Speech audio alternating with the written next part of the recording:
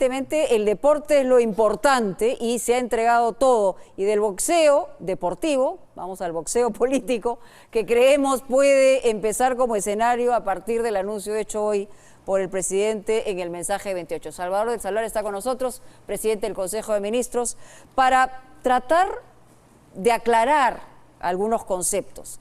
Porque lo que hemos escuchado después de 1h30, donde el presidente Vizcarra nos había hecho un recuento, sector por sector, había invocado el artículo constitucional correspondiente, decíamos, bueno, este discurso va a ser un discurso donde nos va a contar qué se ha hecho y qué se va a hacer. Pero al final se plantea esta reforma constitucional con adelanto de elecciones. Esto ha sido entendido en el Congreso, en alguna de las bancadas, primero como una descolocación y segundo, como una situación que enrarece mucho más el enfrentamiento en el Ejecutivo y el Legislativo. ¿Cuáles han sido las motivaciones del presidente para una situación de este tipo, primer ministro? Mónica, buenas noches, feliz 28 a ti y a todos los televidentes. Creo que estoy de acuerdo contigo en que en un contexto de enfrentamiento constante entre el Ejecutivo y el Legislativo, no de ahora ni de los últimos meses, desde julio del 2016, lo que ofrece el presidente es una salida constitucional y es una salida, como dijo en su discurso, que busca una salida digna para Congreso y Ejecutivo. Había una cantidad de rumores respecto de que se cerraría el Congreso. Nos hemos visto obligados como Ejecutivo hace unos meses. ¿Han llamado al Ejecutivo a preguntar si iban a cerrar el Congreso? No, había toda una sensación, decían... No, me refiero a los congresistas, porque en la calle corría ese rumor cada hora y cada día. Los propios congresistas han hecho una consulta al Tribunal Constitucional.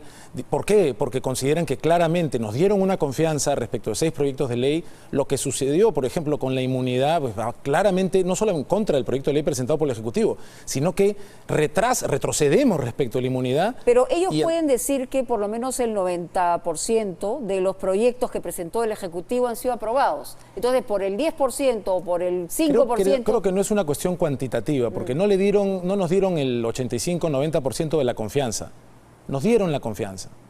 Lo que ocurre es que en un entorno en el cual mucha gente está diciendo cierren de una vez el Congreso, acaben con qué, con esta situación de permanente, y nosotros nunca hemos considerado hacer, no solamente nunca hemos considerado hacer nada ilegal ni inconstitucional, nunca hemos considerado cerrar el Congreso. Siempre nuestro objetivo fue, tenemos que cambiar las reglas del juego político porque no podemos seguir con una actividad política como la que tenemos, Mónica. Y este escenario de plantear, digamos, el adelanto de elecciones a través de una reforma constitucional, ¿cuándo se decidió y con quiénes? Porque hay quienes señalan que esto no ha sido aprobado en Consejo de Ministros, que solamente usted y el ministro de Justicia conocían este tema, y que eso podría tener un problema procesal si es que no ha sido aprobado por el Consejo. Pero no es así. Nosotros en el Consejo de Ministros del miércoles teníamos como primer punto de agenda el discurso presidencial, que es un discurso presidencial que se realiza con la colaboración de todos los sectores y que se aprueba en Consejo de Ministros. En la parte inicial del Consejo de Ministros hablamos claramente de la reforma política, pero todavía no se había terminado de discutir la reforma política.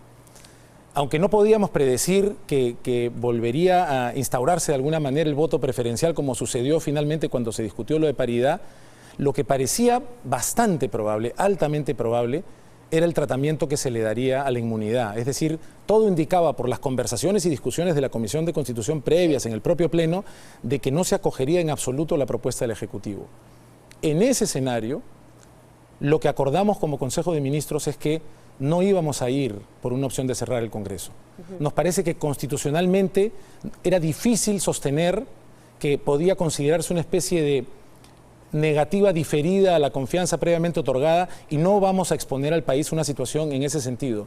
Y lo que consideramos es que, de confirmarse lo que parecía altamente probable, tomaríamos un rumbo en el sentido de pedir un adelanto. ¿Y eso lo había hablado usted con el presidente anteriormente o con todo el grupo de los... Anteriormente hemos tenido varias conversaciones con el presidente, con el ministro de Justicia, evaluando posibles escenarios, permanentemente, porque ha sido... ¿Y este le ha parecido a usted también el mejor?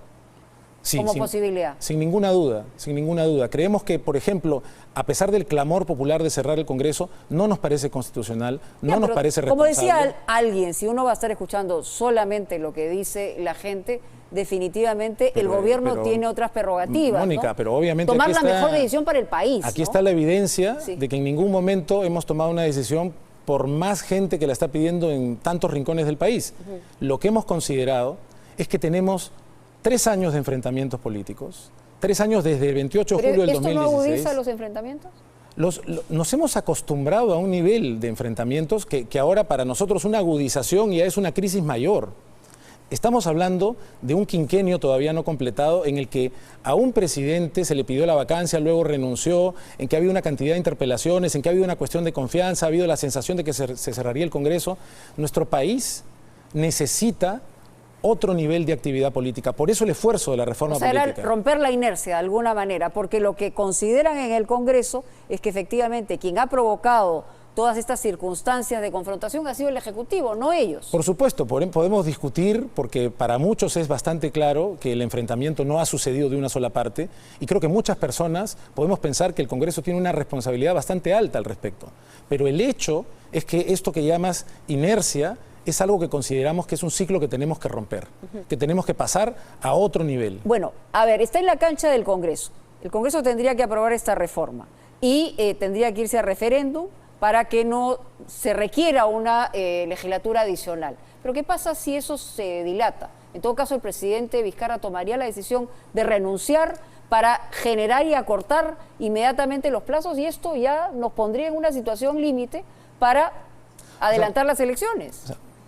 Vamos paso a paso. Creemos que hoy ha habido mucha turbulencia al final del discurso y creemos que es importante ver las cosas con calma, respirar un poco, comenzar a revisar el tema otra vez mañana. Nosotros lo hemos discutido con calma. Ustedes no lo han mandado todavía el proyecto de ley, o sea, ellos no saben el cierto. renglón a renglón, o sea, no tienen el sustento jurídico por el cual ustedes han planteado Pero lo esta tendrán reforma. pronto, y estamos ¿Cuándo? hablando de una experiencia, este mismo miércoles, estamos hablando de una experiencia que hemos tenido el año 2000, donde constitucionalmente se tomaron los caminos para recortar un mandato y adelantar elecciones.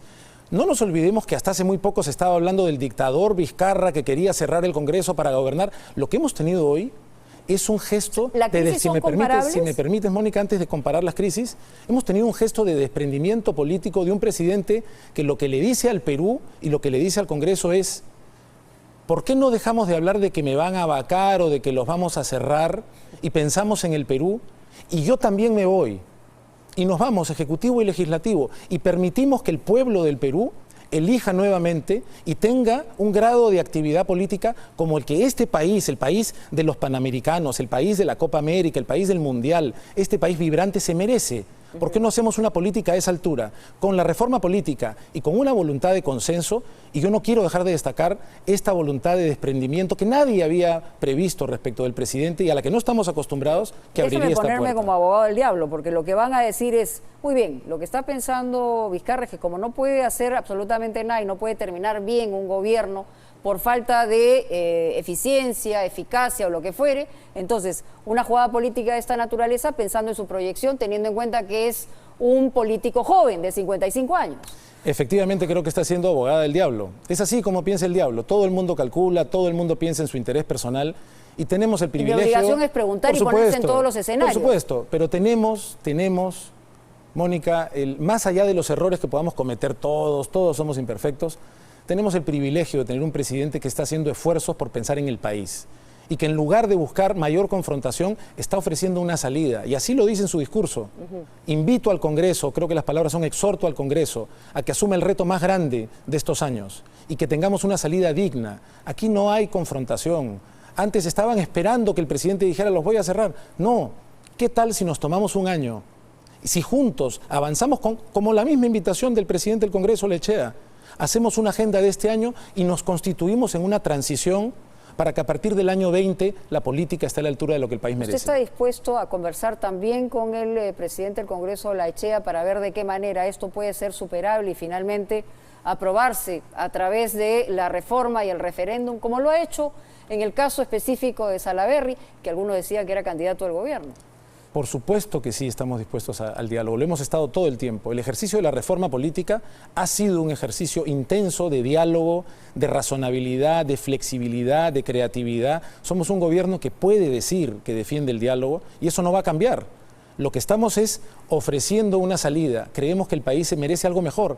Creemos que todo el mundo siente en el Perú que esta política no puede seguir así. Esta salida no nos estanca adicionalmente en una situación que, como hemos estado conversando, tiene factores externos, me refiero a las inversiones, a la proyección económica, pero también tiene un efecto que tiene que ver con el ruido político. Es imposible que no haya un impacto. O sea, ¿cómo hacemos para correr en paralelo para lograr pues un resultado para el país? Creo que es una pregunta clave, es muy importante. Número uno, el ruido político tiene que tener ya algún impacto en la confianza que generamos para las inversiones. Número dos, ¿cuáles son las opciones que tenemos? Por ejemplo, si se hubiera buscado una vía constitucional para cerrar el Congreso, ¿qué implicaba eso? El presidente cierra el Congreso, convoca nuevas elecciones, tenemos un nuevo Congreso, ese Congreso tiene un plazo corto, alrededor de año y medio, y luego tenemos otras elecciones. Eso es mucho más turbulento. Si el presidente, como algunos están sugiriendo, renuncia y se busca que la vicepresidenta renuncie para que entonces el gobierno se vaya, el Congreso se encargue de un momento a otro del gobierno para convocar elecciones, creo que son dos opciones que generan más inestabilidad que la que estamos proponiendo. El gobierno sigue gobernando, el Congreso sigue legislando y nos ponemos de acuerdo en una salida transitoria, estable, para un nuevo gobierno desde el año 20. Claro, se abren varios escenarios. ¿Qué pasa si el presidente Vizcarra renuncia y la vicepresidenta no renuncia? Algunos señalan que ella no tenía información, por ejemplo, de lo que hoy anunciaría en el mensaje a la nación, y ella es una pieza clave en una circunstancia de este tipo también. Nosotros no estamos proponiendo el escenario de una renuncia del presidente. Y por lo tanto no nos estamos colocando en el escenario de que la vicepresidenta tenga que evaluar si renuncia o no, porque como te decía, consideramos que tanto esa opción como la de cerrar el Congreso, si fuera constitucionalmente viable, dan mayor inestabilidad que la que tenemos ahora y que la que ofrece la salida que estamos buscando, que implica, como repito, un acto de desprendimiento poniendo al Perú por encima de todos nosotros. Todos esperamos lo mejor para el país, siempre lo hemos señalado aquí. Ha descolocado muchísimo una circunstancia de esta naturaleza, pero lo importante, y me parece, y hablo en primera persona, el cierre del Congreso me parecía absolutamente inconstitucional y ilegal. Habían portadas de periódicos que lo pedían así, pero lo cierto que esto que ha planteado hoy día el presidente es una reforma constitucional y está en la cancha del Congreso. Esperemos que las cosas se den de la mejor manera. Así es, y Mónica, si me permites, no quisiera terminar sin destacar todo lo que los peruanos somos capaces de hacer y nos hemos dado cuenta en los últimos meses. Desde la clasificación anterior al Mundial, desde lo que hemos logrado en la Copa América, desde algo que hemos comentado muy poco, que es que la ciudad 20 distritos se quedaron sin agua 3 días para hacer unos empalmes para la línea 2. 3 días y trabajamos perfectamente, ciudadanos, Ministerio de Vivienda, Ministerio de Transportes.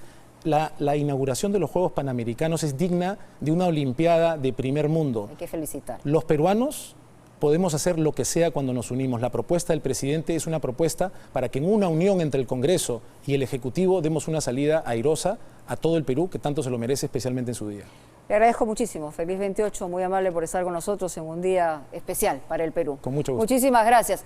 Bueno, a propósito de Panamericanos, vamos a regresar luego de la pausa con todo lo que está ocurriendo en Lima 2019, pero también hay un tema que tiene que ver con el robo de celulares diarios. ¿Cómo hacen para desbloquearlos? ¿Cómo los venden? ¿Cuál es la demanda? El corazón de esta mafia que desbloquea y después va a parar a las Malvinas para ser comprado por muchos ciudadanos, hay que decirlo, muchos de esos celulares manchados de sangre. Regresamos con eso. ¿Cuánto está el negocio? En la caja de 20 soles. 20 soles. ¿Qué tiempo demora? No, ya mira, pues será 15 minutos. Cuadra 3, Avenida Argentina. Ingresamos a los pasillos del centro comercial Las Malvinas, el mercado negro donde se oferta desbloquear teléfonos celulares robados con total impunidad. Una peligrosa red que al día desbloquea más de 3.000 teléfonos celulares robados. Hace buen tiempo ya no tenían relación a ellos, ¿no? Jaime Tejeda Guamani, 42 años y una pistola automática calibre .380, con la cual asesinó a 3 miembros de la junta directiva de la empresa de transporte Sur Lima, entre ellos su expareja Ivonne, el hermano de esta Joel Zulca García, Bailón Colque Caguantico, y un hombre con mucho que contar, el único sobreviviente del grupo cuyo relato de los hechos permitirá desentrañar el misterio de la balacera, Nicolás Quispe Amanca.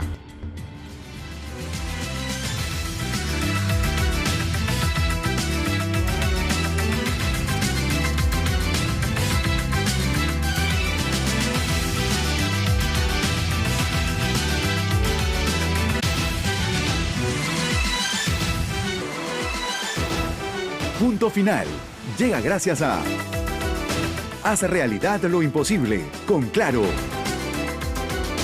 Nuevo sachetón Sedal